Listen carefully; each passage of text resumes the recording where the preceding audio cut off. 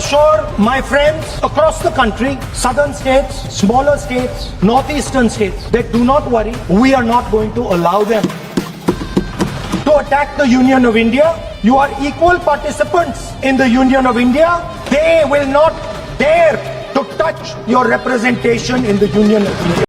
आज इस सदन में महिलाओं का प्रतिनिधित्व केवल 13.6% है। अगर हम विधानसभा में जाएं तो वहां पर महिलाओं का प्रतिनिधित्व 10% से भी कम है, और अगर हम ग्लोबल परसेंटेजेस देखें महोदया तो वहां पर 27.6% है।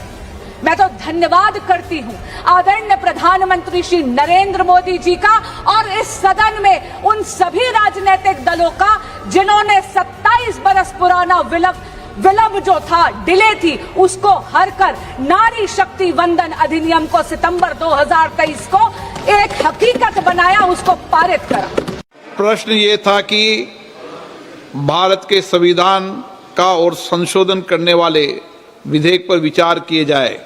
शुद्धि के अध्ययन मत विभाजन इस प्रकार है: हाँ 298 298, ना 230 230।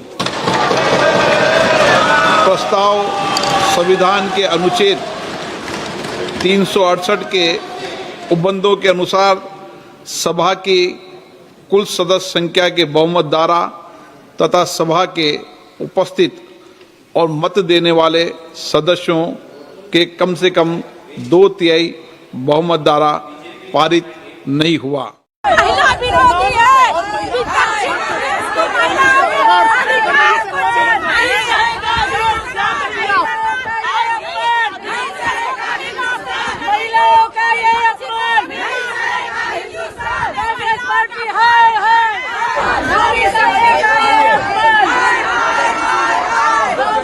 महिला विरोधी माइंडसेट की वो कह रहे हैं जिन्होंने हाथरस में कुछ नहीं किया, जिन्होंने उन्नाव में कुछ नहीं किया, जिन्होंने मणिपुर की महिलाओं के लिए कुछ नहीं किया, जिन्होंने खिलाड़ियों के लिए कुछ नहीं कहा, ये कह रहे हैं कि हमारा विरोधी माइंडसेट है महिलाओं का। पर अटैक था, संविधान पर आक्रमण था और इसको हमने हरा दिया है, तो अच्छी बात है। सर, जो सरकार कह रही है कि महिलाओं का विरोध किया, इस बात की आप पर जो है विपक्ष को क्लियरली बोला है, हमने क्लियरली बोला है कि ये महिला बिल नहीं है, ये हिंदुस्तान का राजनीतिक जो स्ट्रक्चर है, इलेक्टोरल स्ट्रक्चर है, उसको बदलने की कोशिश है। ये हमने रोक दिया है और मैं अभी कह रहा हूं, प्रधानमंत्री से कह रहा हूं, अगर आप महिला बिल चाहते हैं 2023 का महिला बिल निकालिए, उसको उसका इम्प्लीमेंटेशन आज से करिए और पूरा का पूरा ऑपोजिशन 100% आपको समर्थन देगा और महिला बिल हम इमीडिएट इम्प्लीमेंटेशन करा देंगे। दक्षिण और उत्तर का झगड़ा कराने की कोशिश जो मोदी की थी, उसको नाकाम करने का काम इस बिल को गिरा करके विपक्ष ने किया। सब बीजेपी कह रही है कि विपक्ष जो है वो महिला विरोधी है। ये महिला विरोधी, अरे भाई महिला आरक्षण बिल था ही नहीं। आप बताइए 2023 में जो बिल पास किया था, मोदी जी ने किया था।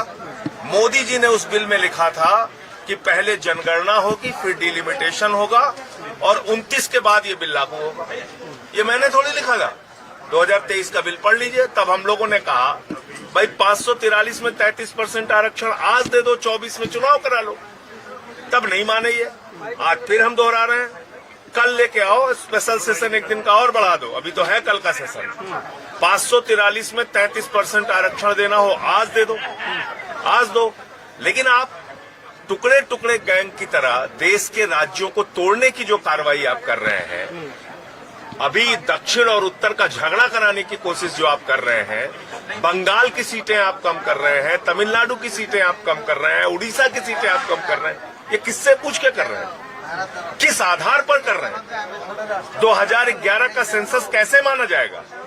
आप तो कह रहे हैं 26 में जाति जनगणना आपने शामिल किया, 11 में तो जाति जनगणना शामिल है नहीं, तो आप कैसे उस सेंसस के आधार पे कर देंगे सीटों को बढ़ाने का काम? गिरिराज कह रहे हैं कि सड़कों पर उतरेंगे। सड़कों पर उतरे, टंकी पे नाचे, जो मन में आया करें, टंकी पे चढ़ के नाचे। ये मानते हैं कि भारतीय जनता पार्टी टुकड़े टुकड़े गैंग बनके इस देश को तोड़ने का जो काम कर रही थी, दक्षिण और उत्तर के बीच झगड़ा कराने की जो उनकी साजिश थी, बंगाल, उड़ीसा, तमिलनाडु, केरला जैसे राज्यों को सीटें कम करने की जो उनकी साजिश थी और देश में एक विभाजन पैदा करके झगड़ा कराने की कोशिश को इस बिल को हरा के हम लोगों ने नाकाम किया।